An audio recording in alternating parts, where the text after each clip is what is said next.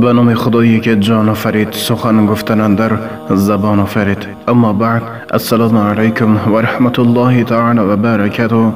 پدران و مادران علیقدر و برادران و خواهران اهل اسلام من، عزیزان دل، اینک یک شکایت نامه خود را برای خواهران و اون دختران بی عقلی که امروز به طریق سامانه‌های اینترنتی به ما اسمس های عشقی و عاشقی روان می کنند. یک چند سخن دارم.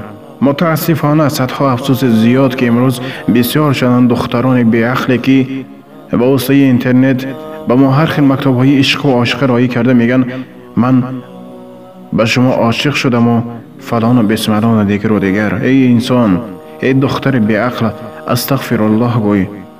با این وسوسه شیطان لعین تا این درجه داده مشو.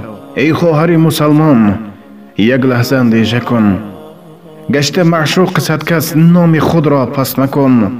والدین تو دارند در دل آرزو و امید به حرمت خداوند. سری آنان خم نکن. در بین یک زن و مرد سومین شیطان است. هوشیار باش تو ای زن، حیات خود خار مکن. یعنی ای خواهر، به حرمت خداوند از اون ارسال کردن اسمس های عاشقه و ارسال کردن اسمس های غیر شرعی کمی باشد هم خودداری کرده. تکیه به اون مدد الله تبارک تعالی کرده، انتظار بخت و سعادتی خود باش. باز هستند یک چند نمود دختران بی عقل که میخواهند با اون واسطه فتنه های بد اخلاق خود نام این یا آن انسان را، یا که نام مرا با هر خیر راه ها پس زده بین مردم ایجاد دهند. لیکن الحمدلله رب العالمین که ما با چنین اسمس های بد اخلاقانه، چنین انسان های بد رفتار هیچ وقت داده نشده ایم و بعدا نیز داده نمی شویم. و البته اون شخصانی که اون دختران بی عقلی که به ما وقتی اسمس های عشق و عاشقی بی معنی روان میکنن، به طور رایگان به قطی سیاه، یعنی بروسی گویم به چور نسپیسک روان کرده میشن. عزیزان دل، مقصد امید رحمت فقط برای مردم از زندگی هر روزه ما پند و حکمت، حکایه های زندگی ثبت کردن است، نه اینکه اسمس های عشق بازی و دیگر و دیگر. ای خواهر، ای دختر، استغفر الله گوی. از این کاری خطایی که نسبت این یا اون انسان میکنی توبه کرده به راه راست قدم گذار و ناموس و اور انسانی خود را در بین جامعه پس نگردان، زیرا برای هر یک عمل در پیشگاه الله تبارک تعالی سزا و مکافات موافق انتظار است.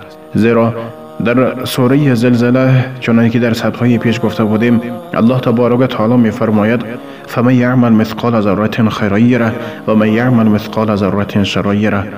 یعنی به هر یک ذره کاری خوبی کرده ما و شما انشاءالله که مکافات خیری هست، و به هر یک ذره کاری بدی که میکنیم البته سزا نیز ما را انتظار است.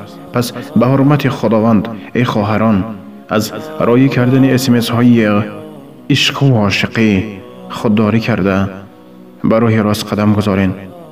بعضی از خواهران وقتی اسمس های عشق رایی میکنن، من میگویم آخر خواهر، مرا ندانی، مرا نشناسی، از کجا این عشق و این عاشقی؟ میگه من عاشق آواز شما. خوب خواهر، شما اون پند و حکمت ما را گوش کنین، لیکن شرط نیست که اسمس های غیر انسانی و اون فتنه شیطانی خود را برای ما روان کنین. الله تبارک و تعالی هر یک شما را برای راست اهدنا الصراط المستقیم هدایت فرمایه و از راه شیطان و از وسواس دنیایی و وسواس نفس در حفظ و امانت خود نگه بدارد.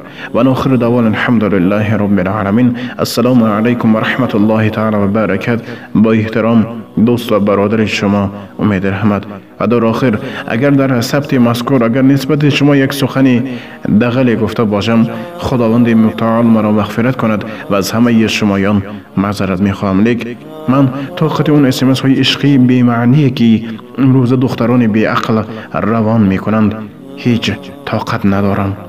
خداوند همه ما و شما را در حفظ و امانتش نگه دارد. آمین یا رب العالمین.